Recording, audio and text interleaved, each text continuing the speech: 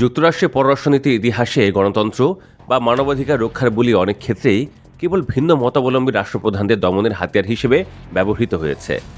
ইরাকের সাদ্দাম হোসেন কিংবা পানামার ম্যানুয়েল নরিয়েগার মতো শাসকরা যখনই মার্কিন স্বার্থে পরিপন্থী অবস্থান নিয়েছেন, তখন তাদের উপর নেমে এসেছে মিথ্যা অপবাদ আর আন্তর্জাতিক অবরোধের খড়গ। সাদ্দামের কাছে কাল্পনিক গণবিধ্বংসী অস্ত্র থাকার অজুহাতে যেভাবে একটি সাজানো যুদ্ধের মাধ্যমে তাকে উৎখাত করা হয়েছিল, তার সত্যতা আজও মেলেনি। একইভাবে পানামার নরিয়েগাকে মাদক চোরাচালানের অভিযোগে আটক করা হলেও মূল কারণ ছিল পানামা খালের উপর মার্কিন আধিপত্য টিকিয়ে রাখা। ভেনেজুয়েলার প্রেসিডেন্ট নিকোলাস মাদুরোর ক্ষেত্রেও যুক্তরাষ্ট্র সেই একই পুরনো এবং বিতর্কিত কৌশলের পুনরাবৃত্তি ঘটালো।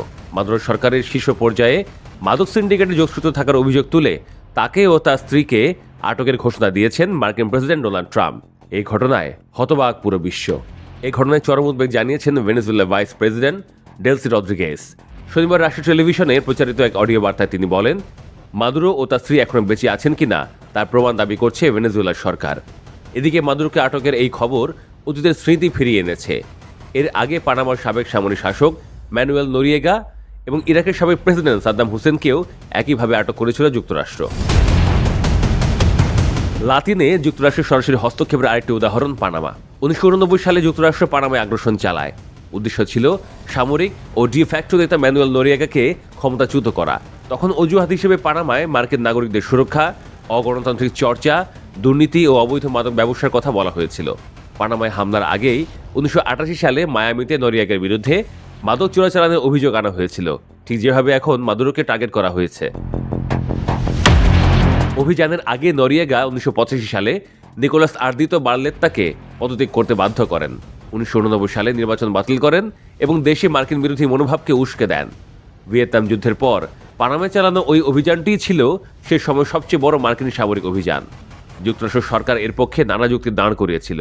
তারা বলেছিল, নরিয়েগাকে মাদক পাচারের বিচার করার জন্য যুক্তরাষ্ট্রে নিয়ে গেলে পানামাবাসীর ভাগ্য ফিরবে।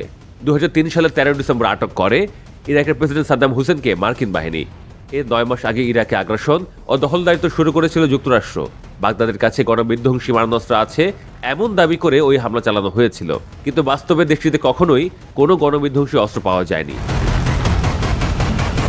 সাদ্দামকে তার জন্মশহর তিকরিতের কাছে একটি গর্তের ভেতর লুকিয়ে থাকা অবস্থায় পাওয়া যায়। ইরাকি আদালতে তার বিচার হয় এবং মৃত্যুদণ্ড দেওয়া হয়। 2006 সালের 30 ডিসেম্বর মানবতার বিরুদ্ধে অপরাধের দায়ে তাকে ফাঁসিতে ঝুলানো হয়। এছাড়া হন্ডুরাসের প্রেসিডেন্ট হুয়ান অরল্যান্দো হার্নান্দেজকেও আটক করেছিল যুক্তরাষ্ট্র। 2022 সালে ফেব্রুয়ারিতে মার্কিন এজেন্ট ও হন্ডুরাসের বাহিনী এক যৌথ অভিযানে হার্নান্দেজকে তার টেগুসিগালপার বাড়ি থেকে আটক করে। প্রেসিডেন্ট পদ ছাড়ার মাত্র কয়েকদিন পরই তাকে ধরা হয়। দুর্নীতি ও অবৈধ মাদক ব্যবসায় জড়িত থাকার অভিযোগে 2022 সালে এপ্রিলে তাকে যুক্তরাষ্ট্রে নিয়ে যাওয়া হয়। একই বছরের জুনে তাকে 45 বছরের কারাদণ্ড দেওয়া হয়। তবে মার্কিন প্রেসিডেন্ট ডোনাল্ড ট্রাম্প 2025 সালের 1 ডিসেম্বর হার্নান্দেজকে ক্ষমা করে দেন। এর কয়েকদিন পরই হন্ডুরাসের প্রধান কৌশলী হার্নান্দেজের বিরুদ্ধে আন্তর্জাতিক গ্রেপ্তারি পরোয়ানা জারি করেন। যুক্তরাষ্ট্রের কারাগার থেকে মুক্তি পাওয়ার মাত্র কয়েকদিনের মাথায় এই ঘটনা নতুন করে আইনি ও রাজনৈতিক অস্থিরতা তৈরি করেছে। আর এভাবে কোনো শাসক যুক্তরাষ্ট্রের বিরুদ্ধে গেলেই তাদের আটক করে অবৈধভাবে শাস্তি দিয়ে আন্তর্জাতিক আইন লঙ্ঘন করছে যুক্তরাষ্ট্র।